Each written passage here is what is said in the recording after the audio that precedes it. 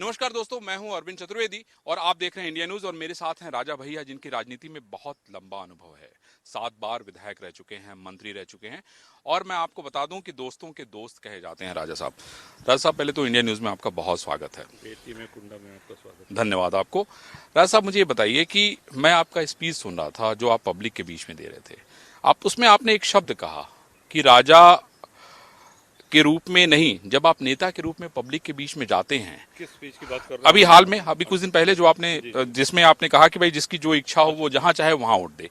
उसमें आपने एक बात कही कि जो कार्यकर्ता होता है ना, उसकी इज्जत दांव पे लगी रहती है। हाँ। अपने नेता के लिए जब वो लड़ता है, जीता है, मरता है, लाठी डंडा खाता है और जाके नारे लगाता है। तो आपने ये बात कही। अब जबकि हम लोग जनता के बीच में भी हैं, आप की चर्चा पूरे देश में इस समय हो रही है, आप इसमें ट्रेंड कर रहे हैं, वायरल हो रहे हैं बहुत ज्यादा।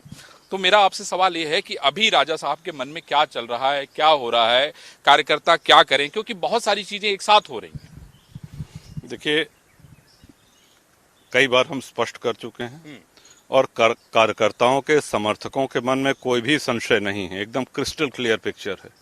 सब जानते हैं कि इसको क्या करना है।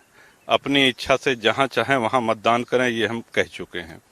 और हमारी स्थिति में कोई और होता, अब क्योंकि ऐसा निर्णय कोई दल, कोई राजनेता लेता नहीं है, वो ऐसी स्थिति आई कि हमारे दल का कोई प्रत्याशी मैदान में नहीं है और किसी से गठबंधन भी नहीं है, तो हम अपने कार्यकर्ताओं का सम्मान किसी के साथ क्यों फंसा दें। अच्छी बात कही आप। बिल्कुल, तो यही सोच के ये निर्णय। लेकिन राजा साहब, ऐसी स्थिति क्यों आई? क्योंकि देखिए, मैंने आपको विधानसभा में भी चुनाव लड़ते हुए देखा, कहाँ आपकी बातचीत हो रही थी उसको भी मैंने बड़ी नजदीक से देखा। लेकिन देखिए, ऐसा है, कार्यकर्ता तो बहुत सारे हैं ना, संगठन उनको भी तो चलाना है, पुलिस के पास उनको भी तो अपनी समस्याएं लेके जानी है। भाई, जब नेतागिरी नहीं होगी तो फिर वो आखिर कैसे जाएंगे? बिल्कुल। 93 से 93 से जब से हम आए, जनप्रतिनिधियों को हमने जनसुलभ बना दिया है ना, देखा है हमने। अच्छा, जनप्रतिनिधि का, विधायक का काम सिर्फ विकास ही नहीं होता है, बल्कि ये भी होता है कि वो जनता के सुख दुख में खड़ा रहे। और ये हमारा दायित्व है। और इसीलिए हमने वो जिस बात का हवाला आपने दिया कि एक बहुत बड़ा दायित्व होता है, हम वो जिम्मेदारी लेने की स्थिति में नहीं थे। और क्यों लें, क्यों लिया जाए? किसी दल से गठबंधन नहीं है, ना हमारा प्रत्याशी मैदान में है।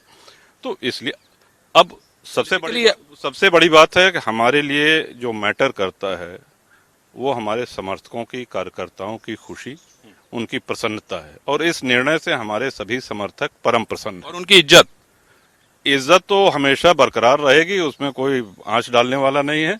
लेकिन वो प्रसन्न है इस निर्णय से, जिसका जहां मन। लेकिन साहब, आपकी पॉलिटिक्स को जब मैं उसको एनालाइज करता हूँ ना, तो इतना साधारण लगता नहीं है। जितना प्यार से आप दिखते हैं उतना मामला है नहीं। कभी देखिए, ऐसा है कि बहुत सीधी चीजें भी अगर लोगों को दिखाई जाएं तो उसमें लगता है कि नहीं, कुछ इतना साफ और सीधा कैसे हो सकता है, कुछ तो इसमें। लेकिन सर, कहानियां महान तो वही होती है ना जो घुमावदार हो, बहुत से ज्यादा गहरी हो। आप देखिए, अगर सीधी कहानी हो तो कोई नहीं सुनना चाहता, ना पढ़ना चाहता। कहानी सीधी नहीं है, कहानी स्पष्ट होनी चाहिए। कहानी में उतार चढ़ाव हो सकता है, लेकिन कहानी स्पष्ट होनी चाहिए। पूरी पॉलिटिकल बात और बिल्कुल, तो हमारी कहानी एकदम स्पष्ट है कि आपका जहां मन करे आप वहां जाके वोट करिए, यही है ये। और वो अगर सुनेगा बहुत अच्छी बात है, नहीं सुनेगा तो हम तो वहीं सेवा करने के लिए। दूसरी बात, मैंने विधानसभा में भी देखा, विधान परिषद में भी देखा, राज्यसभा में भी देखा, राजा साहब ने डंके की चोट पे जो है भारतीय जनता पार्टी को वोट दिया है ना। उसके पीछे क्या मंशा थी हम नहीं जानते, है ना। लेकिन कार्यकर्ता तो जानना चाहेगा ना, क्योंकि भाई उसका नेता अगर इतना बड़ा निर्णय ले रहा है। जी, कार्यकर्ता भी जानते हैं।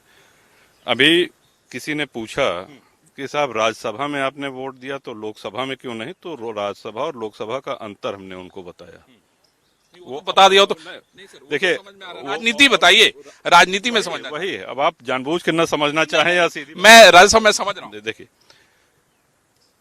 विधायक चुनते हैं राज्यसभा के सदस्य को, आम जनता नहीं चुनती है। ठीक कहा आपने। अच्छा, राज्यसभा के सदस्य पे ये भी कोई जिम्मेदारी नहीं है कि वो जनता जनार्दन की सेवा करे तो बहुत अच्छी बात है, लेकिन सामान्य तौर पे ऐसा नहीं होता है। अच्छा, लेकिन जब आप लोकसभा चुनते हैं या विधान परिषद के साथ साथ के स्थान पे आप विधानसभा चुनते हैं, तब ये दायित्व होता है कि विधायक जनसुलभ हो, जनता के बीच में हो। अगर यहाँ से बाबागंज से विनोद सरोज विधायक हैं, 2 बार उनके पिताजी और चौथी बार वो स्वयं है, 6 बार से लगातार हम लोग जीत रहे हैं, तो हम ये भी सुनिश्चित कराते हैं कि वो हर जगह रहें।